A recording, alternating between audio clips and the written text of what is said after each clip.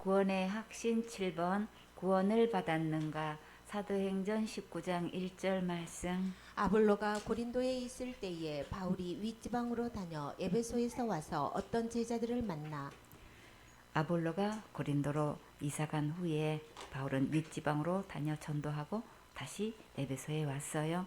여기서 윗지방은 갈라디아 지방과 부르기아 지방을 말해요. 바울이 에베소에 왔을 때 어떤 제자들을 만나게 되었는데 바울은 이 제자들을 만나 제일 먼저 무엇부터 했는지 한번 자세히 주목해 보세요.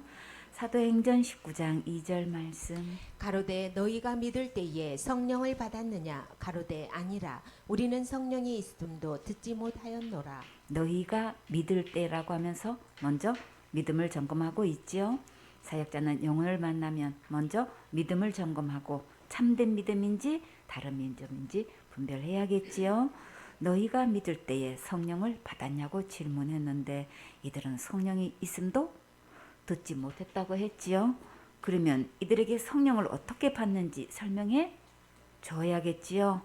여러분도 어떻게 성령 받는지 간단 명료하게 설명해 줄 수 있겠어요? 사역자는 설명해 줄 수 있어야지요. 갈라디아 3장 2절에 내가 너희에게 다만 이것을 알려 하노니 너희가 성령을 받은 것은 율법의 행위로냐 듣고 믿음으로냐. 당연히 그러면 성령은 어떻게 받나요? 듣고 믿음으로 받지요. 안수 무엇을 듣고 믿으면 성령을 받을 수 있을까요? 예수님의 십자가의 은혜의 복음을 듣고 믿을 때 성령을 받을 수 있지요.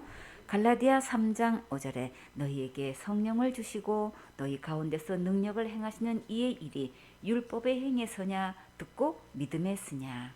은혜 어떤 거예요? 듣고 믿음이지요. 참 잘했어요.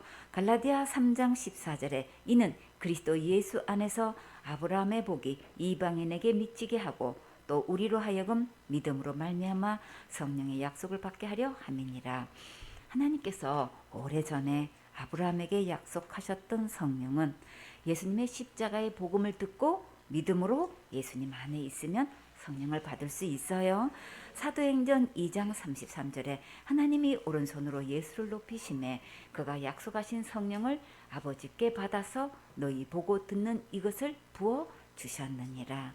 예수님께서 부활하셔서 승천하신 후에 약속하신 성령을 정말 부어 주셨지요.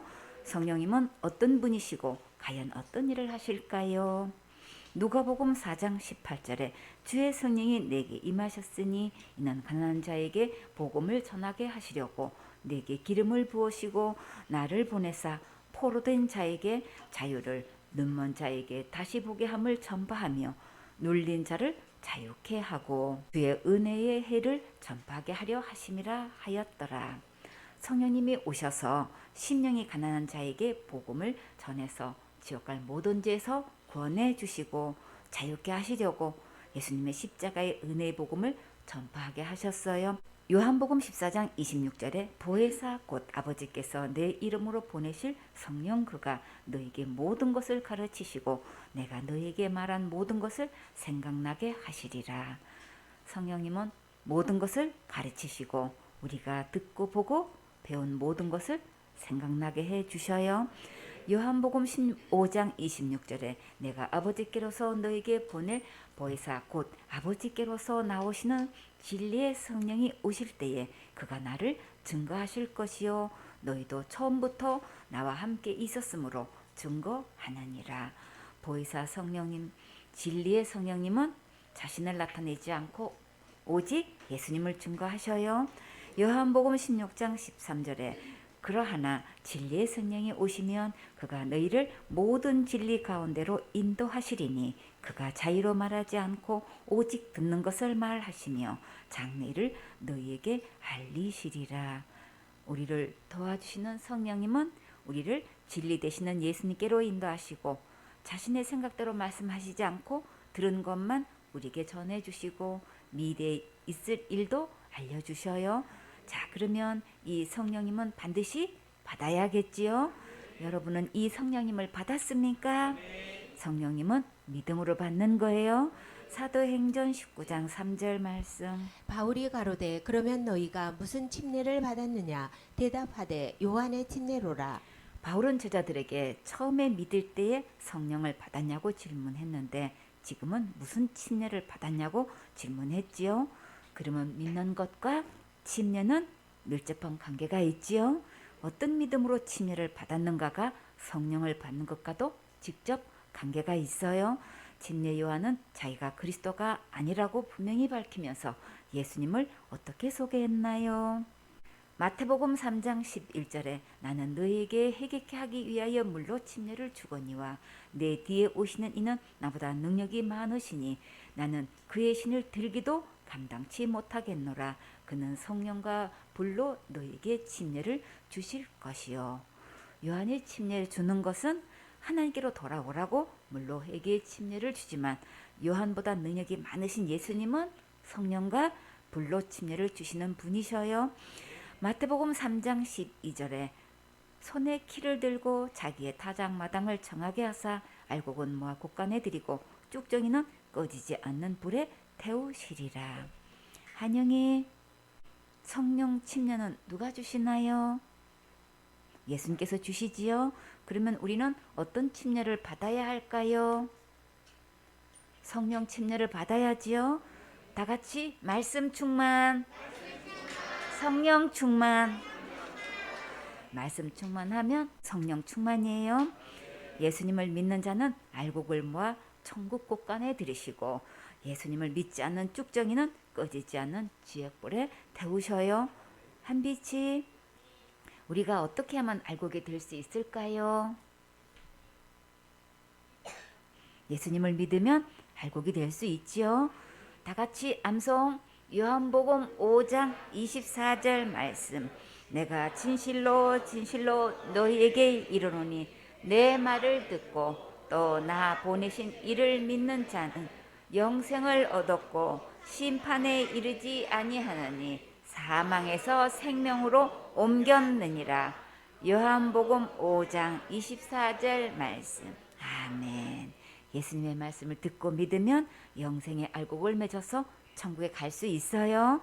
사도행전 19장 4절 말씀. 바울이 가로되 요한이 회개의 침례를 베풀며 백성에게 말하되 내 뒤에 오시는 이를 믿으라 하였으니 이는 곧 예수라 하거늘. 동안이 요한의 뒤에 오시는 이가 누구신가요? 예수님이시지요. 예수님을 믿으면 성령을 받을 수 있고 제사함도 받고 구원도 받고 영생도 받고 의롭다함도 받고 온전함도 받고 거룩함도 받고 하나님의 자녀되는 권세도 받아요. 요한은 어떤 사명을 받았나요? 백성들이 메시아 구세주 예수님을 믿을 수 있도록 길을 예미하는 사명을 받았지요.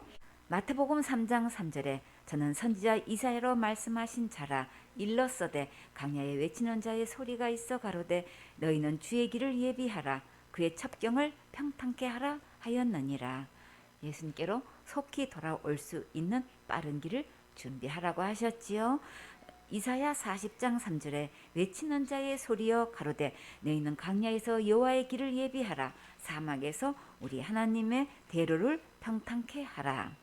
강야에서 하나님의 길을 예비하고 사막에서 하나님의 대로를 평탄케 하라고 사명을 주셨지요. 요한은 백성들에게 자기 뒤에 오시는 이 예수님을 믿으라고 길을 열어놓았는데 동안이 요한의 말을 듣고 회개의 침례를 받았으면 이제 어떻게 해야 하나요? 요한이 증거한 것처럼 예수님을 믿고 구원을 받아야지요. 베드로전서 1장 9절에 믿음의 결국 곧 영혼의 구원을 받음이라. 하주니 구원은 무엇으로부터 구원인가요? 죄로부터 구원이지요. 참 잘했어요. 와. 예수님을 믿어야 진짜 지옥 갈 모든 죄로부터 구원을 받는 거예요. 하음이 예수님의 이름의 뜻이 무엇인가요? 참 잘했어요. 마태복음 1장 21절에 아들을 낳으리니 이름을 예수라 하라. 이는 그가 자기 백성을 저희 죄에서 구원할 자이심이라 하니라. 예수님께서 우리를 어떻게 구원해 주셨나요? 다 같이 예수님께서 내 죄를 위해 십자가에서 죽으시고 부활하셔서 지옥 갈 내 모든 죄를 영원히 용서해 주셨어요. 영원히 용서해 주셔서 구원해 주셨지요. 그럼 이제부터 어떻게 해야 되나요? 예수님을 믿고 침례를 받아야지요. 사도행전 19장 5절 말씀. 저희가 듣고 주 예수의 이름으로 침례를 받으니 예수님의 십자가의 복음의 말씀을 듣고 믿어졌을 때 침례를 받아야지요. 침례는 예수님과 함께 죽고 예수님과 함께 장사 지내고 예수님과 함께 부활하는 복음을 말해요.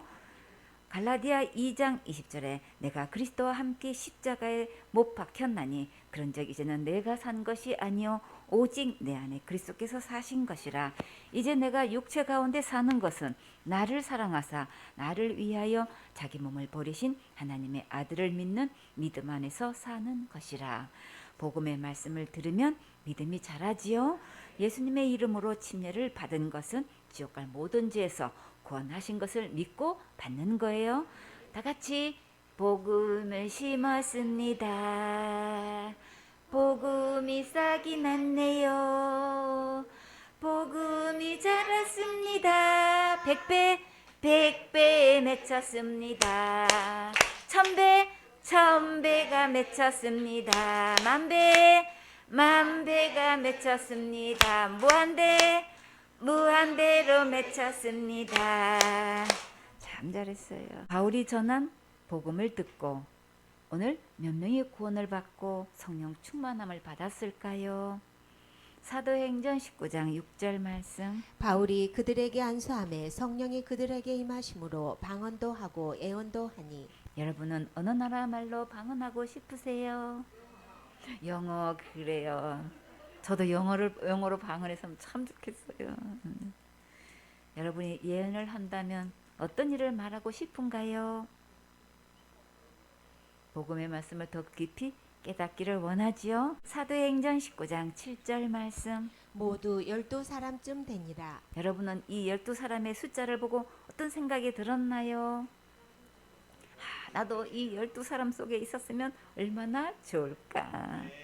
정말 눈물 나도록 부러웠던 말씀이에요.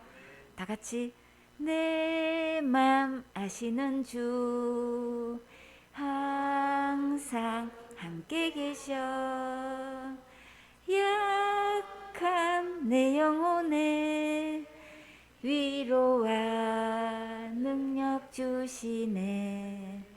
내만 아시는 주님께서 46년이 지난 오늘날에도 이렇게 사역자 학교까지 세워주시고 여러분과 함께 또 상상초월로 전 세계 인터넷 식구들과 함께 이 복음의 말씀을 세세히 들려주시고 사역자들을 훈련시켜 주셔서 정말 감사하지요.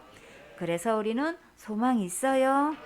지금부터 시작해도 늦지 않아요. 시작이 절반이라고 했지요.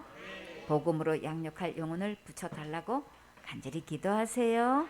사도행전 19장 8절 말씀. 바울이 회당에 들어가 석 달 동안을 담대히 하나님 나라에 대하여 강론하며 권면하되. 바울은 석 달 동안을 어디서 강론했나요? 회당에서 했지요. 왜 회당에서 했을까요? 유대인들이 복음을 먼저 들어야지요. 로마서 1장 16절에 내가 복음을 부끄러워하지 아니하노니 이 복음은 모든 믿는 자에게 구원을 주시는 하나님의 능력이 됨이라. 첫째는 유대인에게요 또한 헬라인에게로다. 주님께서 하나님을 경외하는 유대 백성들에게 먼저 구원의 복음을 전하셔서 구원받기를 원하셔요. 하나님께 예배드리는 자들에게 먼저 복음을 듣게 하시는 것은 하나님의 큰 사랑이에요. 부모나 선조나 예배드리고 충성봉사 헌신한 분들의 자녀들에게는 먼저 이 복음을 들려주시는 것을 볼 수 있어요. 제천의 터미널 옆에 식당 주인에게 복음을 전하니까 아버지가 예배당을 지어드렸다고 해요. 근데 본인은 무슨 일로 시험 들어서 교회를 지금은 다니지 않고 있대요. 예수님을 믿고 천국 같이 가자고 하니까 고맙게 여기면서 자기는 예배 참석 안 하고 장사해야 되니까 자기 어머니를 예배 참석하게 했지요. 주님은 다 기억하시고 이렇게 후손들에게 보내셔서 복음을 들려주시는 것을 볼 수 있었어요. 그들이 받아들이든지 안 받아들이든지 먼저 이렇게 기회를 주시는 것을 볼 수 있었어요. 민준이, 가장 큰 축복은 무엇일까요? 그렇죠. 영혼 구원이지요. 박수 쳐준대. 참 잘했어요. 천국 가는 것이 가장 최고의 보상인데 사람들은 그것을 귀하게 받아들이지 않아서 정말 안타깝지요.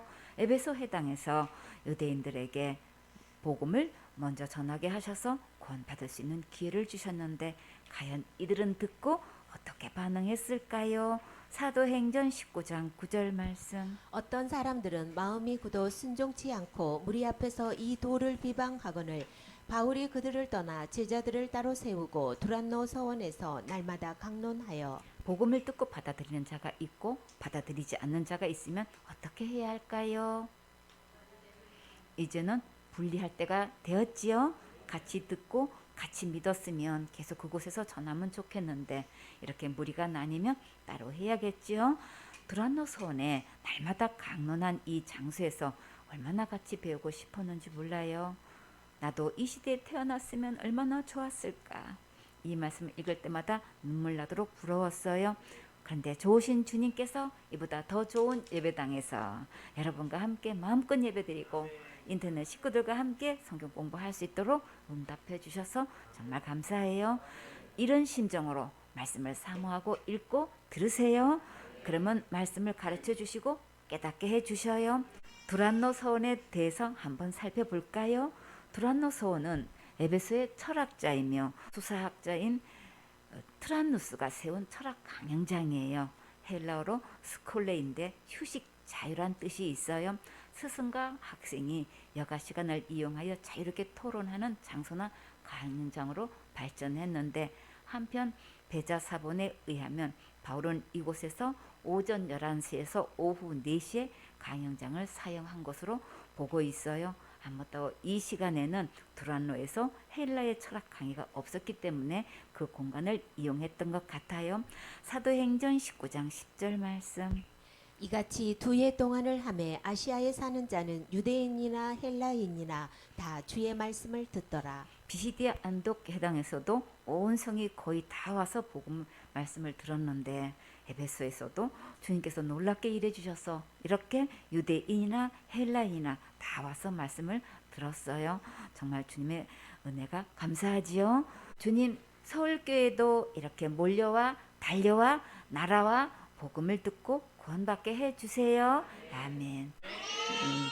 다 같이 몰려와 달려와 날라와 복음 듣게 해주세요. 아멘. 사도행전 19장 11절 말씀. 하나님이 바울의 손으로 희한한 능을 행하게 하시니. 하나님께서 바울의 손으로 신기한 일을 행하셨는데 왜 이런 일들을 행하실까요? 하나님의 살아계심과 그 입으로 전하는 복음의 말씀을 믿고 구원받게 하시려고 능력을 베푸셨지요. 마가복음 16장 20절에 제자들이 나가 두루 전할세 주께서 함께 하사 그 따르는 표적으로 말씀을 확실히 증거하시니라. 예수님도 복음 전하실 때 많은 기적과 표적을 행하셨고 예수님의 제자들도 복음을 전할 때에 주님께서 함께 하셔서 표적으로 말씀을 힘있게 전했어요. 어떤 기적의 역사가 일어나도 오직 복음을 전해서 영혼들이 구원받는데 목적을 두어야겠지요. 사도행전 19장 12절 말씀. 심지어 사람들이 바울의 몸에서 손수건이나 앞치마를 가져다가 병든 사람에게 얹으면 그 병이 떠나고 악기도 나가더라. 그때나 지금이나 병자가 많지요. 동안이 이 병들은 다 어디로부터 왔을까요? 죄로부터 왔지요. 하준이, 이 죄는 누가 해결하셨나요? 예수님께서 어떻게 해결하셨나요?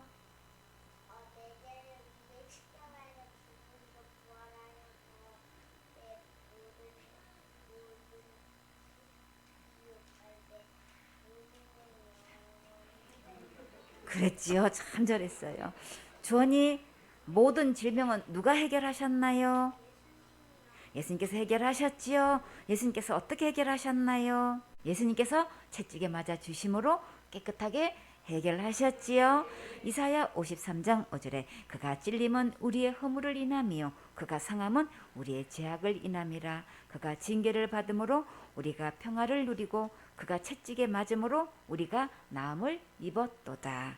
예수님께서 창에 찔리시고 온몸이 상하신 것은 우리가 실수한 죄 때문이고, 징계를 받으시고 채찍에 맞으신 것은 우리에게 평화를 주시고 치료해 주시려고 고난을 받으셨지요. 체린이, 헤드니, 이제 죄가 있어요, 없어요? 죄가 다 어디로 갔어요? 예수님이 다 지고 가셨지요. 바울의 몸에서 있는 손수건이나 앞치마로 하신 것은 바울의 입으로 나오는 하나님의 말씀에 권위를 두시려고 역사하신 거예요. 사역자는 자기에게서 능력이 나가는 것으로 마음 뺏기지 말고 오직 복음 전하는데 주력하세요. 사도행전 19장 13절 말씀. 이에 돌아다니며 마술하는 어떤 유대인들이 시험적으로 악기 들린 자들에게 대하여 주 예수의 이름을 불러 말하되 내가 바울의 전파하는 예수를 빙자하여 너희를 명하노라 하더라. 유대인들 중에서 마술하는 자가 있다는 것은 참 충격이지요. 마술하는 자나 귀신 들린 자나 다 그 동네가 그 동네인 것 같은데, 이들이 예수님의 이름을 빙자하여 귀신을 쫓아내면 과연 도망갈까요? 사도행전 19장 14절 말씀. 유대인의 한 제사장 스게와의 7 아들도 이 일을 행하더니. 마술사들이나 제사장의 아들들이 이렇게 하는 것은 복음을 전하려는 목적인가요? 아니지요. 바울을 시기해서 자기에게 주목하게 하려고 이렇게 하는 거지요. 사도행전 19장 15절 말씀. 악기가 대답하여 가로되 예수도 내가 알고 바울도 내가 알거니와 너희는 누구냐 하며. 귀신이 귀신같이 알아맞혔지요. 귀신이 뚫어지게 알고 쪽집게처럼 잘 맞춘다고 해도 결코 지옥 갈 영혼, 천국 가게 할 수는 없어요. 그러니까 이런 것에 마음 빼앗기면 안 되겠지요. 너무나 많은 목회자와 사역자들이 귀신이 쫓아내고 병 낫게 하는 일에 은사를 받아서 사역하고 싶어 해요. 그러나 주님께서 분명히 말씀하시기를 귀신이 항복하는 것으로 기뻐하지 말고 저들의 이름이 하늘에 기록하는 것으로 기뻐하라고 하셨어요. 누가복음 10장 20절에 그러나 귀신들이 너희에게 항복하는 것으로 기뻐하지 말고 너희 이름이 하늘에 기록된 것으로 기뻐하라 하시니라. 사역의 초점을 영혼 구원에 두어야지 이렇게 귀신 쫓아내고 병 고치는 일로 끝나면 안 되지요. 지금 주님 오시면 나에게 맡겨진 영혼들이 정말 천국 갈 수 있는 믿음인지 여기에 주력하세요. 사도행전 19장 16절 말씀. 악기 들린 사람이 그 2 사람에게 뛰어올라 억제하여 이기니 저희가 상하여 벗은 몸으로 그 집에서 도망하는지라. 주님께서 바울을 통해서 복음을 전할 때에 내 영혼이 구원받는데 마음을 모아야지 이렇게 다른 데 초점을 맞추면 이런 일들로 낭패당할 수 있어요. 바울은 이러한 기적을 행하였어도 절대 이런 것에 치우치지 않고 오직 복음 전하는데 주력했어요. 나에게 영혼을 맡겨주시면 그 영혼이 천국 가고 예배 성공하는데 사역의 초점을 맞춰야겠지요. 사도행전 19장 17절 말씀. 예배소에 거하는 유대인과 헬라인들이 다 이 일을 알고 두려워하며 주 예수의 이름을 높이고. 특히 유대인들은 기적과 표적 보기를 굉장히 좋아해서 그 소문은 순식간에 멀리까지 퍼져요. 솔로몬 행각에 베드로와 요한이 안전뱅이를 예수님의 이름으로 서게 할 때 사람들이 구름대같이 몰려들었는데 그때 베드로의 설교 한 번에 남자만 약 5천 명이나 믿었지요. 유대인들에게는 이보다 더 큰 빅뉴스가 없기 때문에 그 효과는 파급적이었어요. 헬라인들도 이 일을 듣고 다 두려워하며 예수님의 이름을 높이며 찬양하였어요. 주님의 특별한 은혜로 역사하셔서 어떤 아름다운 열매들이 맺어졌을까요? 사도행전 19장 18절 말씀. 믿는 사람들이 많이 와서 자복하여 행한 일을 고하며. 예수님을 믿는 사람들이 많이 와서 자백하고 복종하며 자기들의 행한 일을 다 간증을 했지요. 그러면 우리는 어떤 자복을 하고 간증을 해야 할까요? 그동안 다른 복음에 속아서 예수님도 믿어야 되고 자기의 선행도 있어야 된다고 잘못 믿은 것과 지금까지의 믿음은 지옥 갈 수밖에 없는 다른 믿음이었다는 것을 자복하는 간증이 있어야겠지요. 오직 천국은 예수님의 십자가의 은혜로만 가는 것을 깨달았으면 이 자백을 할 수밖에 없지요. 교회를 오랫동안 다닌 것도 답이 아니고 내가 열심히 충성봉사 헌신한 것도 직분도 답이 아니라 오직 천국 갈 수 있는 답은 예수님의 십자가의 은혜뿐이에요.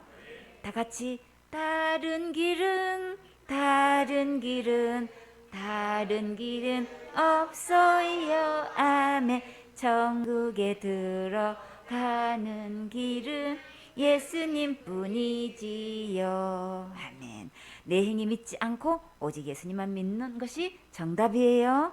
사도행전 19장 19절 말씀. 또 마술을 행하던 많은 사람이 그 책을 모아 가지고 와서 모든 사람 앞에서 불사르니 그 책값을 계산한즉 은 5만이나 되더라.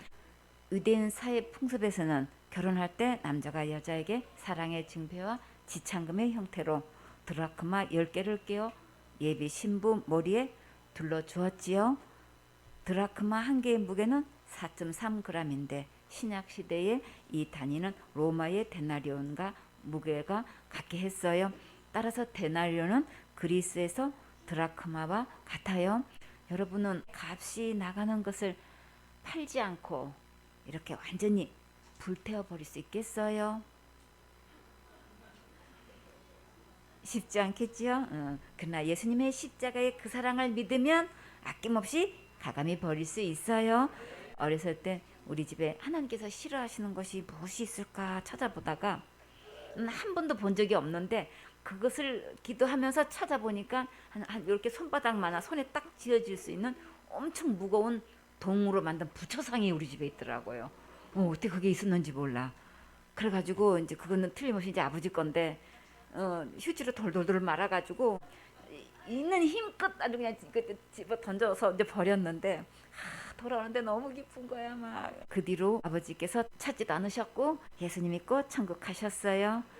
여러분도 집안에 주님께서 보시기에 기뻐하시지 않는 것 있으면 가감히 버리세요. 사도행전 19장 20절 말씀. 이와 같이 주의 말씀이 힘이 있어 흥왕하여 세력을 얻으니라. 이렇게 복음의 말씀이 힘있게 번창하고 세력을 얻어서 매우 왕성하게 퍼져나갔어요. 교회는 무엇보다도 생명의 복음의 말씀이 힘이 있어야지요. 사역자는 다른 불에 붙지 않도록 항상 관리 잘 하세요. 사도행전 19장 21절 말씀. 이 일이 다 된 후 바울이 마게도냐와 아가야로 다녀서 예루살렘에 가기를 경영하여 가로되 내가 거기 갔다가 후에 로마도 보아야 하리라 하고. 이런 일이 있은 후에 바울은 마게도냐와 아가야 지방을 거쳐 예루살렘으로 갈 계획을 세웠고 로마도 꼭 가봐야겠다고 말했어요. 여러분 같으면 이렇게 한참 부흥하고 있는데 이런 곳을 두고 다른 데로 갈 수 있겠어요? 이것은 정말 아무나 할 수 없는 일이지요. 마게도냐에는 빌립보, 데살로니가, 베레아 교회가 있고 아가야에는 고린도 교회가 있어요. 이렇게 마게도냐와 아가야 지역과 예루살렘까지 가려고 계획을 세워놓고 후에는 로마까지 가겠다고 결심하고 선포했어요. 바울이 로마도 보아야 된다고 서원했는데 주님께서 어떻게 응답하셨을까요? 사도행전 23장 11절에 그날 밤에 주께서 바울 곁에 서서 이르시되 담대하라 네가 예루살렘에서 나의 일을 증거한 것 같이 로마에서도 증거하여야 하리라 하시니라. 예루살렘과 소아시아에서 올라온 유대인들이 바울을 보고 폭동을 일으켜서 죽이려 할 때에 천부장이 바울이 저에게 찢겨질까 하여 영문으로 들어가게 했는데 그날 밤에 주님께서 바울에게 찾아오셔서 로마에서도 증거할 것이다 약속하시고 새 힘을 주셨어요. 바울이 죽음의 위험이 도사리고 있을 때마다 주님께서 말씀으로 위로하시고 사명 감당하게 하셨지요. 그리고 그 후에 정말 로마에서 복음을 2년 동안 전할 수 있도록 놀랍게 응답해 주셨어요. 사도행전 19장 22절 말씀. 자기를 돕는 사람 중에서 디모데와 에라스도 두 사람을 마게도냐로 보내고 자기는 아시아에 얼마간 더 있으니라. 주님께서 바울에게는 이렇게 돕는 사람들을 항상 붙여주셔서 정말 감사하지요. 그 중에 디모데와 에라스도가 소개되고 있어요. 디모데와 에라스도를 먼저 마게도냐로 보내어서 교회들을 살펴보도록 했는데 여기서 에라스도는 사랑하는 자라는 뜻이에요. 디모데후서 4장 20절에 에라스도는 고린도에 머물렀고 드로비모는 병들므로 밀레도에 두었노니 이후에 에라스도는 고린도 교회에서 사역할 수 있는 큰 그릇이 되었어요.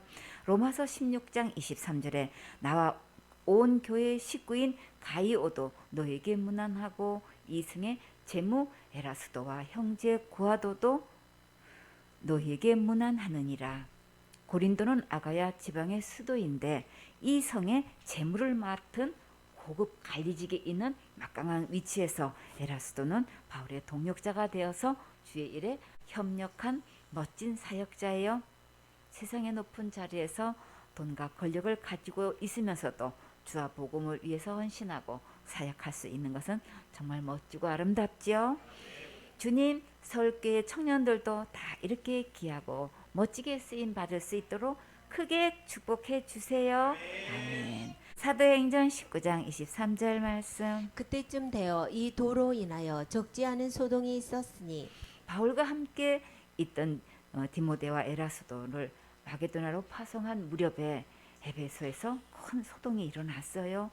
주님께서 이 문제를 어떻게 해결해 주실지 기대가 되지요. 사도행전 19장 24절 말씀. 즉 데메드리오라 하는 어떤 은장색이 아데미의 은감실을 만들어 직공들로 적지 않은 벌이를 하게 하더니 데메드리오는 여신을 섬긴 자란 뜻이에요. 데메드리오는 에베소에서 아데미 여신의 은신상을 만들어 팔았던 은 세공업자인데 사도 바울의 전도로 수일이 급강하자 바울을 대적하고자 군중을 선동하여 폭동을 일으켰어요.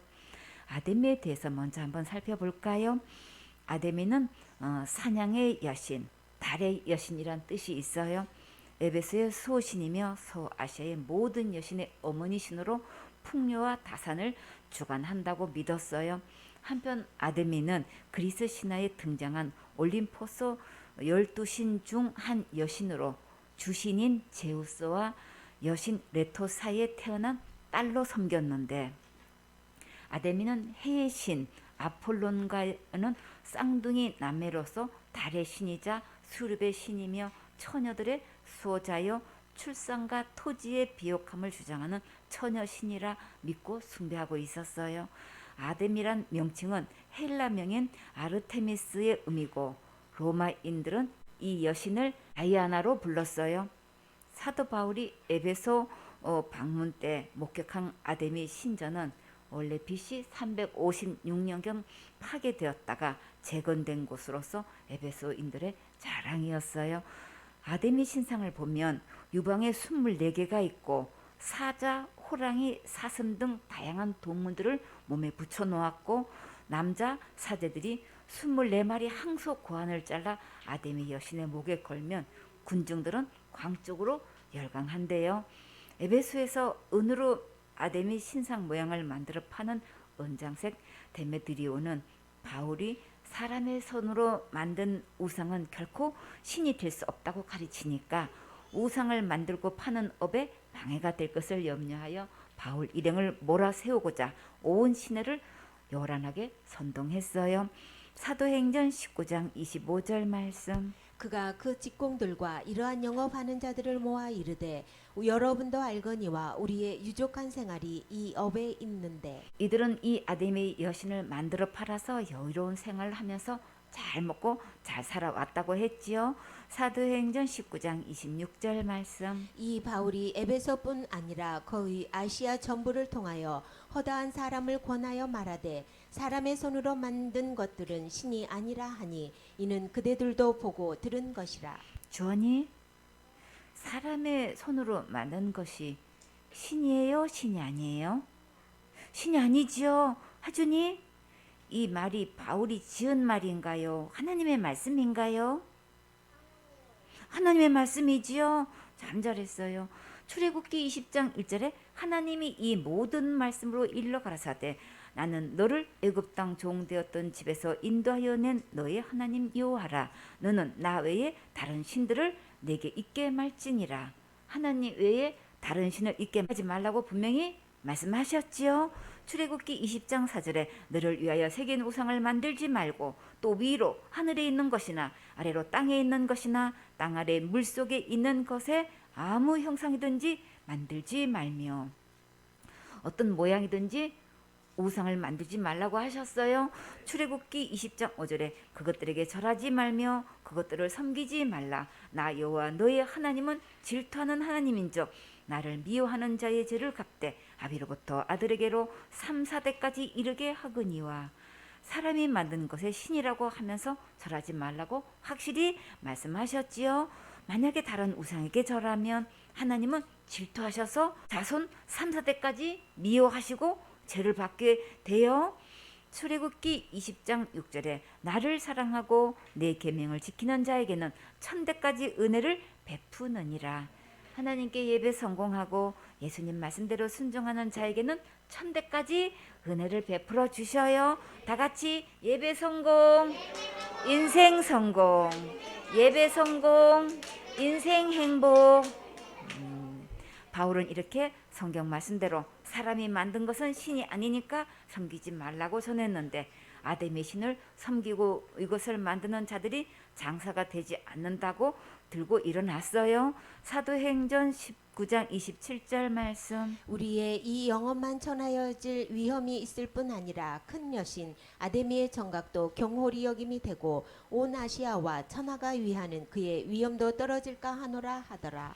우리의 이 사업이 명성을 잃을 위험이 있을 뿐 아니라 위대한 아데미의 여신의 신전도 무시당하고 또 나아가서 온 아시아와 온 세계가 숭배하는 이 여신의 위신이 땅에 떨어지고 말 위험이 있습니다.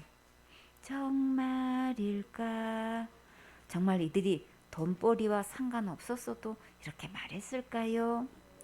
겉으로는 여신의 위신을 위해서 말하는 것 같은데 속으로는 먹고 사는 문제가 어려워지니까 선동하고 있는 거지요. 이 말을 들어보면 복음의 위력이 에베소뿐 아니라 온 소아시아까지 얼마나 크게 역사하셨는지 볼 수 있겠지요. 사도행전 19장 28절 말씀. 저희가 이 말을 듣고 분이 가득하여 외쳐 가로되 그다 에베소 사람의 아데미여 하니. 아데미가 진짜 컸으면 이렇게 외치지 않지요.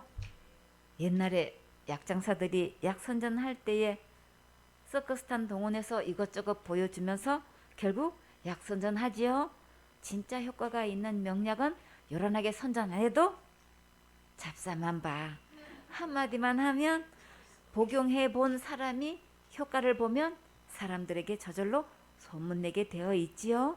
사도행전 19장 29절 말씀. 온 성이 요란하여 바울과 같이 다니는 마게도냐 사람 가이오와 아리스다고를 잡아가지고 일제히 연극장으로 달려들어 가는지라. 단세의 영웅 난다고 했지요. 오늘 에베소에서 2명의 영웅이 탄생했어요. 가이오와 아리스다고가 많은 무리에게 갑자기 끌려갈 때 얼마나 무섭고 두렵고 놀랐겠어요. 바울에게 복음을 듣고 여기 에베소까지 왔는데 갑자기 이런 일을 당했으니 어쩌면 좋아요. 마게도냐 사람 가이오와 아리스다고는 이 사건 이후에 어떻게 되었을까요? 사도행전 20장 4절에 아시아까지 함께 가는 자 베레아 사람 부로의 아들 소바도와 데살로니가 사람 아리스다고와 세군도와 더베 사람 가이오와 및 디모데와 아시아 사람 두기오와 드로피모라. 가이오가 아리스다고는 이 사건 이후에도 여전히 고린도 교회까지 바울과 같이 가서 사역했고 거기서 다시 서아시아까지 올 때도 바울과 같이 와서 함께 사역하였어요. 고린도 교회에 있을 때에 가이오가 어떤 일을 했는지 한번 볼까요? 로마서 16장 23절에 나와 온 교회의 식주인 가이오도 너희에게 문안하고 이 성의 제무 에라스도와 형제 구아도도 너희에게 문안하느니라. 고린도에서 자기 집을 교회로 제공하고 바울과 성도들을 대접했다고 가이오를 소개하고 있어요. 이 정도면 가이오가 그래도 재력이 있어 보이지요. 그것을 주와 복음을 위해 아낌없이 섬기고 있었어요. 에베소에서 이런 큰 고난을 받았어도 조금도 이tuk되지 않고 오히려 자기 집을 예배 처소로 제공하고 바울과 교회 식구들에게까지 대접한다는 것은 정말 아무나 할 수 있는 것 아니지요. 고린도전서 1장 14절에 그리스도와 가이오 외에는 너희 중 아무에게도 내가 침례를 주지 아니한 것을 감사하노니. 그리스도와 가이오는 바울에게 직접 침례받은 역사적인 인물이었지요. 사도행전 18장 8절에 또 해당 장 그리스도가 온 집으로 더불어 주를 믿으며 수단 고린도 사람도 듣고 믿어 침례를 받더라. 고린도에 있는 해당에서 바울이 복음을 전했을 때에 유대인들이 일어나 대적하고 회방할 때 해당 장 그리스도는 온 집으로 주를 믿고 침례를 받을 때에 가이오도 함께 침례를 받았지요. 요한삼서 1장 2절 말씀 혹시 암송하시는 분 계신가요? 그런데 이 말씀을 누구에게 썼는지는 잘 모르고 있어요. 오늘 그 주인공이 바로 가이오예요. 요한삼서 1장 1절에 장로는 사랑하는 가이오 곧 나의 참으로 사랑하는 자에게 편지하노라. 여기서 장로는 누구인가요? 요한이지요. 요한은 가이오를 참으로 사랑하는 자라고 했어요.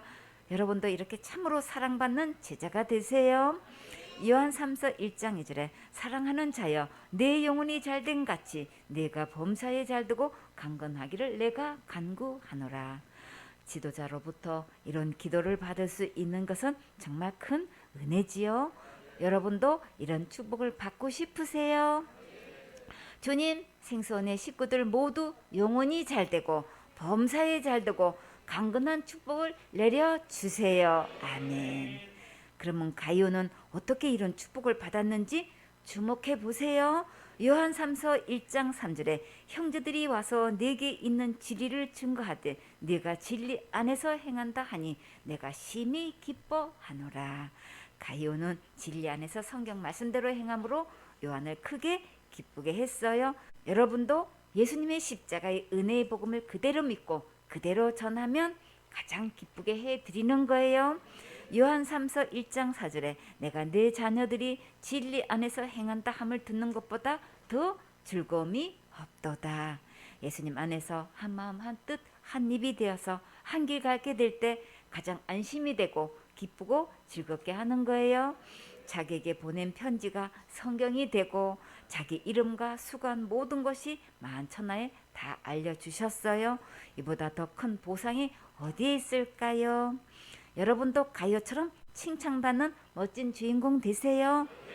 이 소망을 가지고 다 같이 텔레비전에 내가 나왔으면 정말 좋겠네 정말 좋겠네 성경 말씀에 내가 나왔으면 정말 좋겠네 정말 좋겠네. 우리의 이름이 어디에 기록되어야 할까요? 생명책에 기록되어야지요. 그래야 천국 갈 수 있어요. 우리가 수고한 모든 것은 어디에 기록되었을까요? 하나님의 기념책에 다 기록해 놓으시고 천국에서 상상 초월로 영원한 상급으로 보상해 주셔요. 아리스다고는 그 후에 어떻게 되었을까요? 아리스다고는 최선의 통치자 이런 뜻이 있어요. 아리스다고는 이 큰 은혜를 입고 어떻게 최선을 다했는지 볼까요? 사도행전 27장 2절에 아시아 해변 각처로 가려하는 아드람문네노 배에 우리가 올라 행선할세 마게도냐의 데살로니가 사람 아리스다고도 함께 하니라. 바울이 죄수로 로마로 호송되어 가는 데까지 지금 아리스다고는 배에 함께 행선하여 바울을 도왔어요.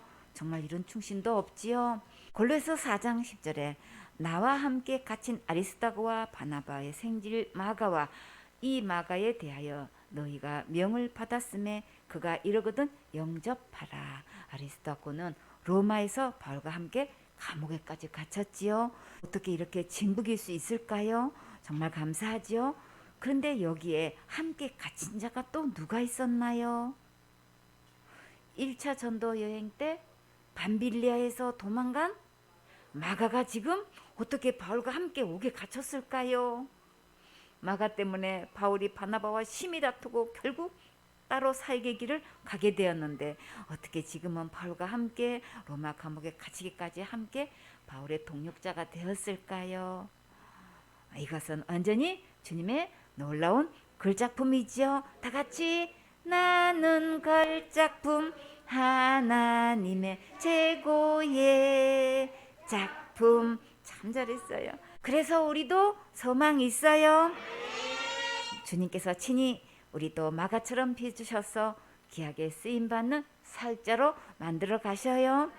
끝까지 주님 바라보시고 한마음 한뜻 한입이 되어서 끝까지 함께 한 길 가세요.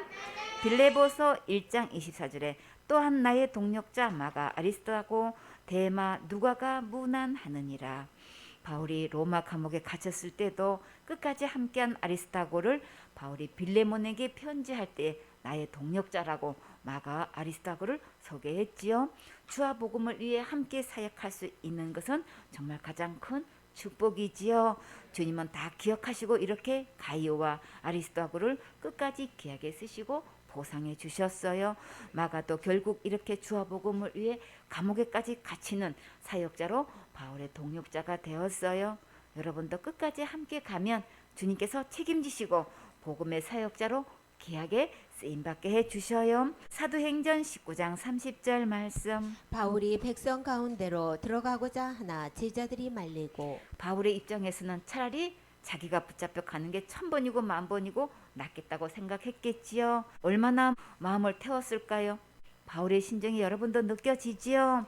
사도행전 19장 31절 말씀. 또 아시아 관원 중에 바울의 친구된 어떤 이들이 그에게 통지하여 연극장에 들어가지 말라 권하더라.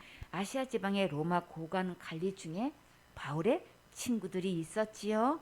그들이 알고 기별하여 연극장에 들어가지 말라고 간곡히 말렸어요. 그때는 핸드폰도 없었을 텐데 어떻게 연락이 이렇게 갔을까? 왜 그랬을까요?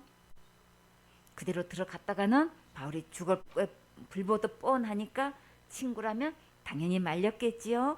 사도행전 19장 32절 말씀. 사람들이 외쳐 혹은 이 말을 혹은 저 말을 하니 모인 무리가 분란하여 태반이나 어찌하여 모였는지 알지 못하더라.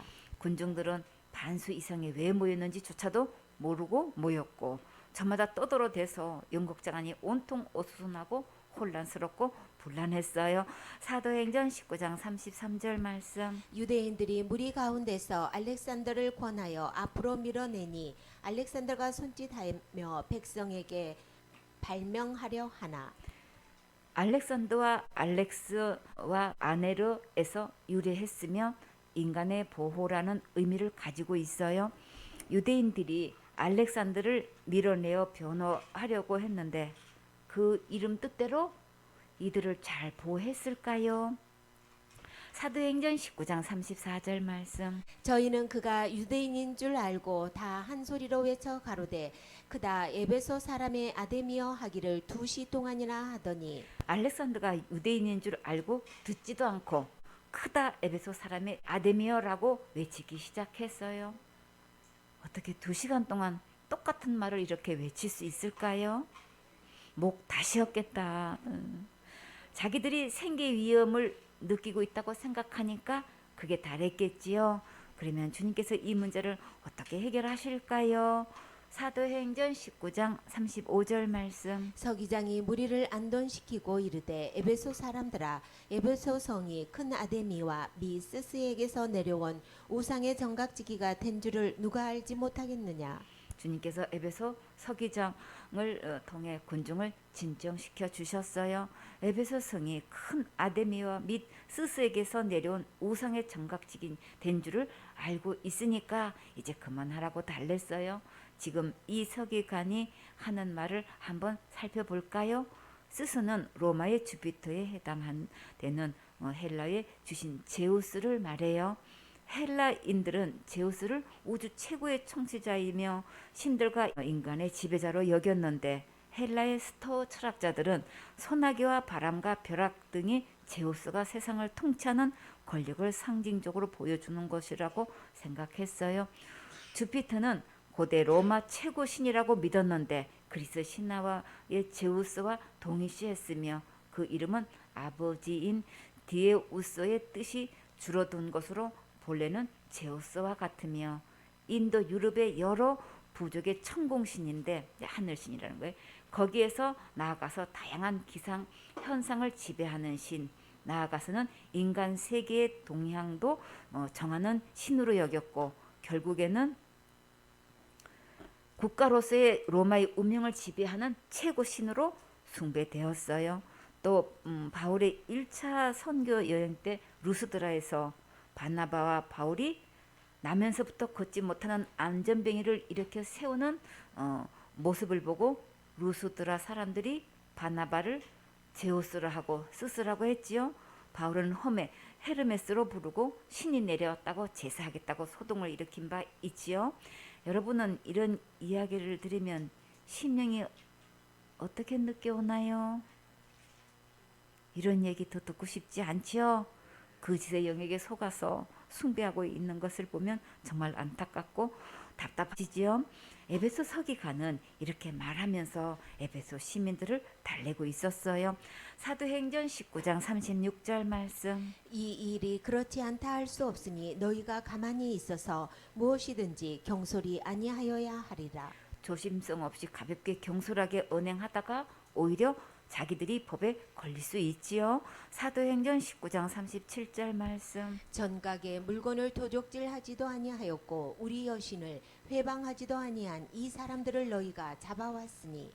이 서기관이 어떻게 군중들을 진정시켰나요? 공감대를 가짐으로 마음의 흥분을 가라앉게 했지요. 2시간 동안 외치는 저들의 말을 그렇다고 받아주고 또 부드럽게 문제점도 지적하면서 조용히 해결 방법도 지혜롭게 제시했어요. 복잡할 땐 어떻게 하면 되나요? 원칙대로 하면 되지요. 이 서기관의 말을 끝까지 한번 들어볼까요? 사도행전 19장 38절 말씀. 만일 데메드리오와 미 그와 함께 있는 직공들이 누구에게 송사할 것이 있거든 재판날도 있고 총독들도 있으니 피차 고소할 것이요. 이 서기관 정말 마음에 들지요. 에베소 사람들 말만 일방적으로 듣는 것이 아니라 공정하게 피차 고소할 것이 있으면 하라고 했어요. 이런 분위기에서도 정확하게 선을 그어줄 수 있는 인물은 결국 자기 길을 평탄케 하는 거예요. 더메드리오와 직공들에게 바르게 인도해 주었지요. 정식으로 서로 절차를 밟아서 얼마든지 고소할 수 있으니까 진정하라고 다독여 주었어요. 사도행전 19장 39절 말씀. 만일 그 외에 무엇을 원하거든 정식으로 민회에서 결단할지라. 민회는 고대 그리스 로마의 도시 국가에 있었던 정기적인 시민총회를 말하는데 직접 민주제의 한 형태로 그리스도에서는 국가의 의사를 결정하는 최고의 기관이었으나 로마에서는 언론의 제약을 많이 받았다고 해요. 원하는 것이 있으면 민회를 통해서 정식 판단을 받으라고 했어요. 사도행전 19장 40절 말씀. 오늘 아무 까닭도 없는 이 일에 우리가 소요의 사건으로 책망받을 위험이 있고 우리가 이 불법 집회에 관하여 보고할 재료가 없다 하고. 서기관은 이들이 일으킨 사건을 한마디로 뭐라고 했나요? 소요 사건이라고 했지요. 소요는 여럿이 떠들썩하게 들고 일어나는 것을 말해요. 소요를 일으켰으면 어떻게 된다고 했나요? 책망받을 위험이 있다고 했지요. 서기관이 볼 때에 이 집회는 한마디로 뭐라고 단정했나요? 불법 집회라고 했지요. 불법 집회를 고집부리고 계속하면 어떻게 될까요? 잡혀가죠. 붙잡혀가고 벌금을 물게 되겠지요. 그래서 이 서기관은 이 불법 집회를 어떻게 끝냈을까요? 사도행전 19장 41절 말씀. 이에 그 모임을 흩어지게 하니라. 2시간 동안이나 소요를 일으킨 큰 무리들을 말 한마디로 딱 끝내고 모임을 흩어지게 한 서기관 정말 실력이 있지요. 어떤 일이 일어나면 누구 잘못이냐 누구 탓이냐를 따지지 말고 지도자는 먼저 해결점을 찾는 것이 중요하지요. 누가 그렇게 하셨을까요? 주님께서 모든 것을 주관하시고 아름답게 마무리해 주셨지요. 그동안 바울과 에베소 교회가 간절한 마음으로 애타게 기도했겠지요. 영국장에 끌려간 가이오와 아리스타고도 무사했고 에베소 교회도 다치지 않게 해주셔서 정말 감사하지요. 아멘.